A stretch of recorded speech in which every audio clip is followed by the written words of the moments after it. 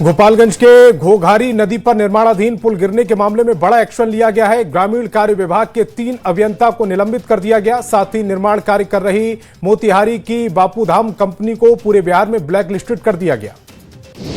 पटना में संवेदना की मौत केस में हॉस्टल मालिक मनीष रंजन की जमानत नहीं मिली है। अगली सुनवाई 11 मार्च को होगी। परिवार के वकील ने कोर्ट में आरोप लगाया कि जांच अधिकारियों ने सबूतों के साथ छेड़छाड़ की और सीबीआई लीपापोती करने की कोशिश कर रही है। वैशाली में सोशल मीडिया पर वीडियो बनाने के विवाद में पति ने पत्नी की गला दबाकर हत्या कर दी। घटना पातेपुर थाना क्षेत्र की है। पुलिस ने आरोपी पति कुंदन शाह को गिरफ्तार कर लिया। 5 साल पहले समस्तीपुर की अंजलि चौधरी और कुंदन शाह ने लव मैरिज की थी। गिरिडीह में 28 साल के युवक ने मालगाड़ी से कटकर आत्महत्या कर ली। घटना स्टेशन से करीब 50 मीटर की दूरी पर। मृतक की पहचान हटिया रोड निवासी सुमित सिन्हा के रूप में हुई है। परिजनों का कहना है कि सुमित घर से यह कहकर निकला था कि उसे कुछ जरूरी काम है, लेकिन वापस नहीं लौटा। समस्तीपुर के बारिश नगर में गेहूं के खेत से एक युवक का शव बरामद हुआ है। मृतक की पहचान 21 साल के ओम प्रकाश राम के रूप में की गई। परिवार ने प्रेम प्रसंग में हत्या की आशंका जताई। पुलिस मामले की छानबीन कर रही है। मोतिहारी के छतौनी थाना क्षेत्र में 16 साल की युवक की हत्या का खुलासा हुआ। पुलिस के मुताबिक हत्या के पीछे मोबाइल चैटिंग और विवाद का मामला सामने आया। गोलू कुमार को घर बुलाकर चाकू मारकर हत्या कर दी गई थी। पुलिस ने आरोपी को गिरफ्तार कर लिया। आरा में नवादा के मौला बाग मोहल्ले में इंस्टाग्राम पर विवाद के चलते हिंसक झड़प हुई और गोली चल गई, जिससे एक युवक की गोली लगने से मौत हो गई। परिजनों ने मामले में शिकायत दर्ज कराई, जिसके बाद पुलिस ने 3 संदिग्ध को हिरासत में लिया और पूछताछ की। गढ़वा के बरडीहा गांव में 3 साल के बच्चे की हत्या कर पुलिस ने खुलासा कर दिया। 25 फरवरी को खेत में मिला शव। अपहरण के बाद सल्फास खिलाकर हत्या का मामला निकला। पुलिस ने लालन उराव और उसके बेटे विशाल समेत 3 आरोपियों को गिरफ्तार किया है। आरोपियों ने डायन बिसाही के शक में वारदात को अंजाम दिया। मुजफ्फरपुर में अज्ञात शव मिलने से सनसनी मच गई। मामला अय्यापुर थाना क्षेत्र के फतेहपुर गांव का है, जहां खेत के पास एक अज्ञात युवक का शव मिला। शव पर गहरे चोट के निशान हैं। ऐसे में हत्या कर शव फेंके जाने की आशंका जताई जा रही। पुलिस जांच में जुट गई है। नालंदा में 2 गांवों के बीच विवाद में हिंसक झड़प का रूप ले लिया। दीपनगर थाना इलाके के कासिम चक गांव के पास 2 गांवों के बीच बवाल मच गया। लाठी डंडे भी चलने लगे। एक पक्ष ने फायरिंग की, वहीं पुलिस मौके पर पहुंचकर हालात को संभालने लगी। आरोपियों की गिरफ्तारी के लिए कोशिश जारी है। धनबाद के तोपचाची थाना क्षेत्र में पीसीसी सड़क निर्माण को लेकर हुए विवाद ने खूनी झड़प का रूप अख्तियार कर लिया। घटना में मुखिया समेत 6 लोग घायल हो गए हैं, जिन्हें इलाज के लिए अस्पताल में भर्ती कराया। सिमडेगा में होली पर्व को देखते हुए अवैध शराब निर्माण और भंडारण के खिलाफ विशेष अभियान चलाया जा रहा है। शहर के सायपुर क्षेत्र में छापेमारी के दौरान लगभग 800 किलोग्राम जावा महुआ और करीब 40 लीटर महुआ शराब जब्त की गई। आरोपियों के खिलाफ केस दर्ज कर जांच तेज कर दी गई।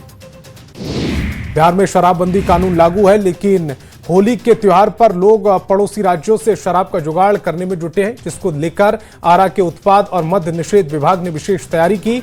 यूपी के बॉर्डर पर कड़ी निगरानी बढ़ा दी गई है। मोतिहारी पुलिस ने अवैध शराब के खिलाफ अलग अलग इलाकों में बड़ी कार्रवाई की। हिंदू चकिया गांव में 295 लीटर अंग्रेजी शराब, दरपा इलाके में 90 लीटर, कुंडवा चैनपुर थाना में 128 लीटर नेपाली शराब के साथ एक तस्कर को गिरफ्तार किया और केसरिया में 105 लीटर देसी शराब जब्त की गई। गोड्डा के महगामा में दिन दहाड़े बैंक ऑफ इंडिया की स्थानीय शाखा में डकैती की कोशिश नाकाम की गई। जानकारी के मुताबिक बैंक खुलने के कुछ देर बाद हेलमेट पहने संदिग्ध युवक अंदर घुसे। ड्यूटी पर तैनात गार्ड विनोद सिंह को शक हुआ और हेलमेट उतारने को कहा। इस दौरान बदमाशों ने हथियार निकालकर फायरिंग कर दी, जिसमें गार्ड घायल हो गए। पूर्णिया के बनमखी में वार्ड नंबर 4 से 20 फरवरी को एक बच्चे की चोरी हुई थी। बच्चे को पुलिस ने बरामद कर लिया। सीसीटीवी में दिखा था कि महिला बच्चे को लेकर जा रही थी। फिलहाल पुलिस मामले की जांच में जुट गई है। जामताड़ा में बच्चा चोरी की अफवाहों पर प्रशासन सख्त है। जिला प्रशासन ने जन जागरूकता अभियान की शुरुआत करते हुए समाहरणालय परिसर से 6 जागरूकता रथ रवाना किए। डीसी रवि आनंद और एसपी राजकुमार मेहता ने लोगों से अपील की है कि किसी भी अफवाह पर विश्वास न करें। जिले में ऐसी कोई घटना सामने नहीं आई। भोजपुर में बच्चा चोरी की अफवाहों को लेकर भोजपुर पुलिस सक्रिय है। पुलिस अधीक्षक मिस्टर राज ने कहा है कि अब तक जिले में कोई बच्चा चोरी का मामला सामने नहीं आया। उन्होंने लोगों से अपील की कि वे अफवाहों पर ध्यान न दें और संदिग्ध जानकारी सीधे पुलिस को दें। कटिहार के बैजनाथपुर दियारा में करीब 2000 बीघा जमीन पर दबंगों के कब्जे का आरोप है। ये जमीन सरकार ने 600 किसानों को रोजगार करने के लिए दी थी, लेकिन अब उस पर दबंगों ने फसल लहला रही है। किसान 21 साल से न्याय के लिए भटक रहे हैं। बेतिया में विशेष निगरानी इकाई ने बड़ी कार्रवाई करते हुए शिक्षा परियोजना के सहायक अभियंता रोशन कुमार को गिरफ्तार किया।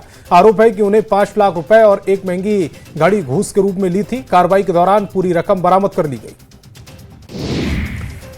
बेगूसराय पुलिस ने एक फर्जी महिला सब इंस्पेक्टर को गिरफ्तार किया, जो लंबे समय से खुद को सब इंस्पेक्टर बताकर लोगों को धौंस जमाती थी। आरोप है कि उसने कई लोगों से भारी भरकम रकम वसूली। लोगों को शक होने पर सूचना पुलिस को दी गई, जिसके बाद छापेमारी कर उसे गिरफ्तार कर लिया गया।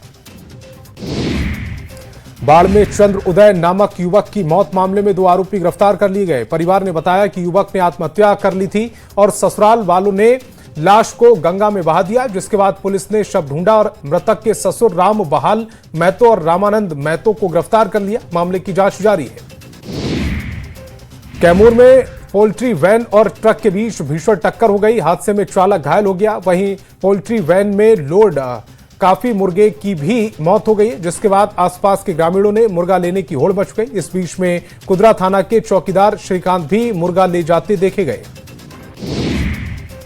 हजारीबाग में nursing siren and steel company में एक मजदूर की मौत हो गई। हादसे की सूचना मिलते ही ग्रामीण कंपनी के मुख्य गेट पर पहुंचे और धरने पर बैठ गए। उन्होंने मृतक के परिजनों के लिए न्याय की मांग की। ग्रामीणों ने 50 लाख मुआवजा, बेटी की पूरी पढ़ाई का खर्च और पत्नी को नौकरी देने की मांग की है।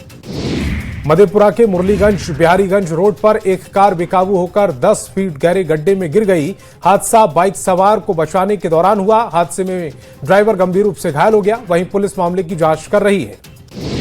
छपरा में बस और सीमेंट लदे ट्रक की आमने सामने से जोरदार टक्कर हो गई। इससे 2 लोग घायल हो गए। हालांकि बस संचालक को गंभीर चोटें आई हैं और हादसे के समय बस खाली थी, इसीलिए बड़ा नुकसान नहीं हुआ। घायलों का अस्पताल में इलाज चल रहा है और पुलिस मामले की जांच में जुटी है। आरा के पीरो अग्निआव थानपत के बलुआही टोला के पास ट्रक ने एक भट्टा मजदूर को रौंद दिया, जिससे उसकी मौके पर ही मौत हो गई। आरोपी चालक घटनास्थल से फरार हो गया। पुलिस ने मामला दर्ज कर जांच शुरू कर दी है। CM Nitish Kumar action mode में हैं। उन्होंने पटना में सैदपुर नाले और बाकरगंज में चल रहे भूमिगत नाला और सड़क निर्माण कार्य का निरीक्षण किया और अधिकारियों को काम तेजी से पूरा करने के निर्देश दिए। इन परियोजनाओं से जल जमाव और ट्रैफिक की समस्या को काफी हद तक कम करने में मदद मिलेगी। केंद्रीय राज्य मंत्री रामनाथ ठाकुर का जेडीयू कोटे से राज्यसभा जाना तय माना जा रहा है। राज्यसभा चुनाव की सरगर्मी के बीच बड़ी खबर सामने आ रही। बताया जा रहा है कि जेडीयू कोटे से दूसरे उम्मीदवार को लेकर शीर्ष नेतृत्व में मंथन अंतिम दौर में है।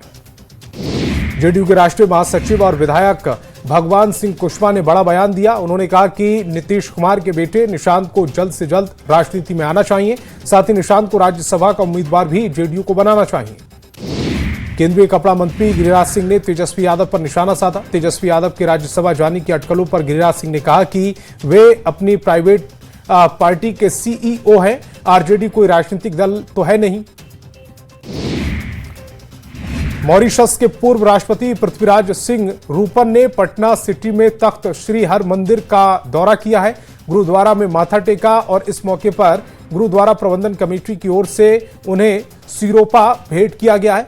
मॉरिशस के पूर्व राष्ट्रपति ने गुरु महाराज से जुड़ी हुई स्मृतियों का यहां दर्शन किया। झारखंड में औद्योगिक विकास और बड़े निवेश की संभावनाओं के बीच सीएम हेमंत सोरेन और टाटा समूह के सीईओ टीवी नरेंद्रन और चेयरमैन एन चंद्रशेखरन की मुलाकात हुई। इस दौरान एन चंद्रशेखरन ने कहा है कि प्रदेश के विकास के लिए स्किल डेवलपमेंट के कार्य किए जा रहे हैं।